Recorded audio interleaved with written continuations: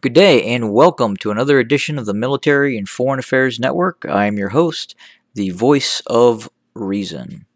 In today's coverage of the ongoing civil war that is taking place inside of the former state of Ethiopia, the fighting continues. The Tigrayan Defense Forces continue its advances along the southern front, primarily in a route towards the town of Dese.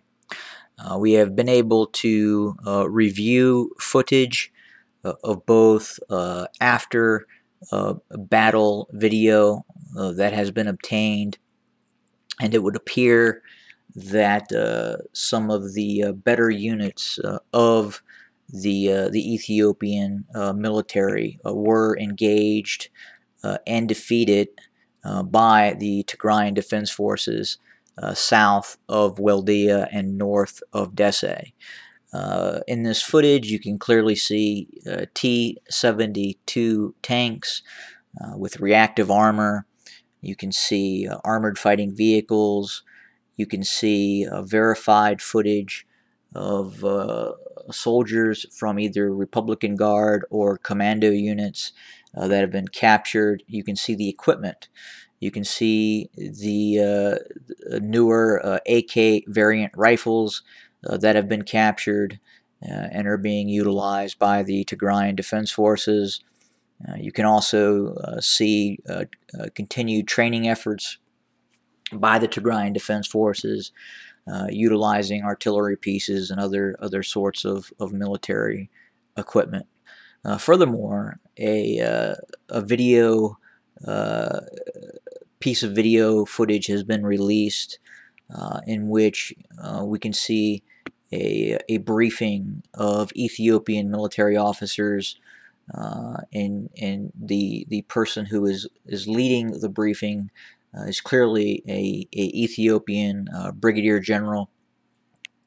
And during this meeting, you can clearly see the Ethiopian military officers are distraught. The morale is low, heads are hanging low, and they are attempting to articulate this to the brigadier general in terms of what they are seeing in the frontline areas of combat.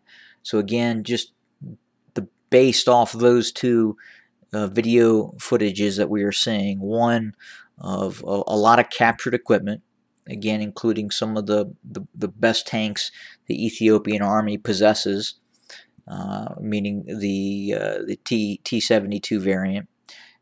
There is also other equipment which was also captured, including identifying the soldiers within those combat units, which were some of the more proficient combat units inside the Ethiopian military. And then you have the video footage of the officers meeting, which you can clearly see that again things are not going well in the Ethiopian military camp. But again, the fighting is very heavy, especially south and west of Weldea. We are also getting information that there could be a very significant operation underway or about to occur, and more information to come on that. But it would appear that something big could be getting ready to happen. Now, we'll know more about this in I would say within a week. But we're paying close attention to what is going on. We're paying close attention to movements of possible forces. But it would appear that something transformative could be getting ready to take place. But we will continue to monitor that and see what the outcome of that possibly is. And again, I think once that occurs, obviously there will be a lot of open source information on that particular event. But again, really the fighting right now is, as I've talked about in several other videos, obviously, is what is going on in the vicinity south and west of Weldia. But in other areas, it is I would say not completely quiet, but less quiet. Obviously, there continues to be activity on the Eastern Front, or the operations that have taken place inside of the Afar region, the operations out west. There is activity. However, that activity is limited, and there's not a full frontal assault by the Tigrayan Defense Forces to seize control of western Tigray as of yet. But again, there continues to be skirmishes and activity in the western portion, but not anything like we're seeing along the southern front. Again, very high intensity warfare is taking place among other things as well.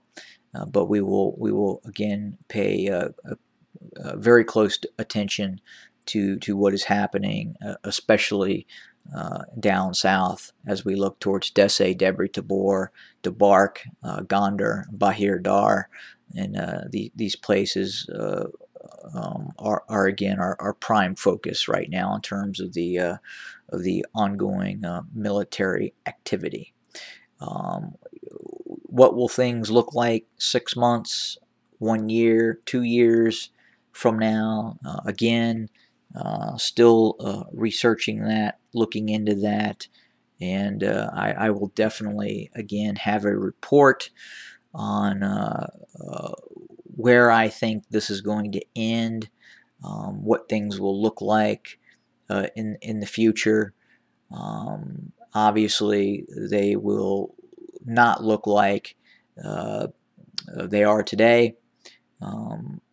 I will say this. I do not believe that the Prosperity Party, led by Abiy Ahmed, will be in power. And that could happen, I would say, without a doubt, 2 years. Without a doubt. Abiy Ahmed will simply not be in power within 2 years. Now, could that time frame actually be 6 months? Yes, absolutely. Could it be 90 days? Quite possibly.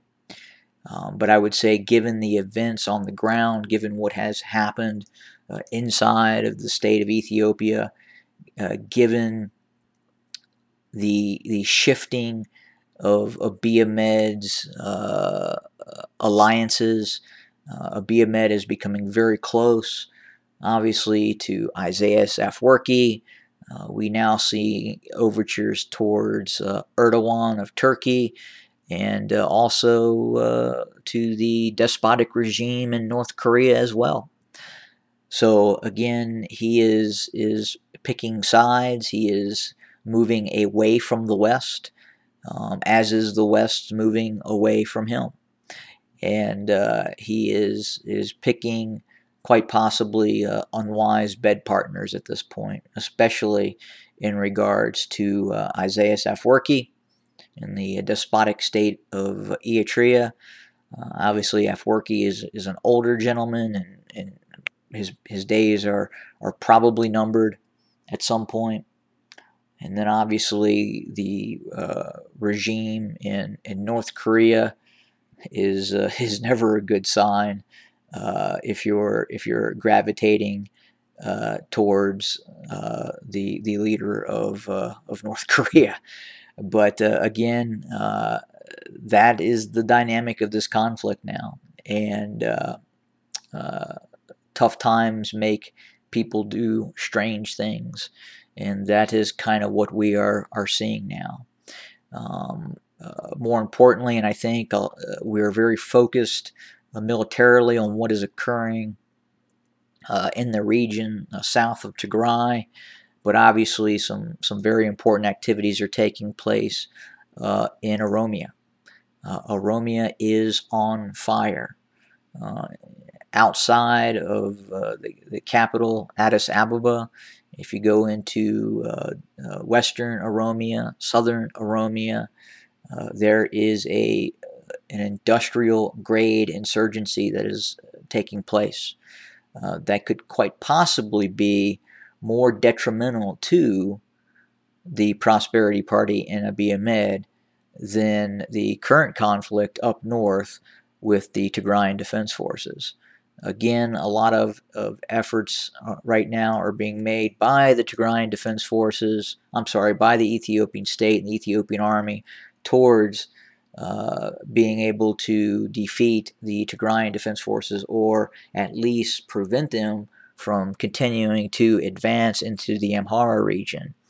And that is preventing the proper deployment of forces to confront the Oromo Liberation Army. And they're really relying on localized security forces, federal police units, to deal with the Oromo Liberation Army, and that has not been successful. The OLA is taking and securing territory. They're holding on to towns in smaller cities, and they are growing in strength.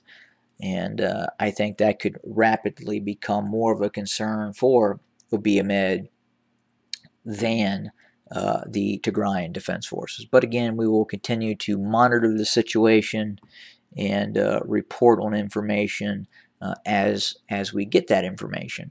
But again, I just want to pause real quick and just let watchers know that we believe something rather significant is around the corner. Have a good day, everybody. Talk to you soon.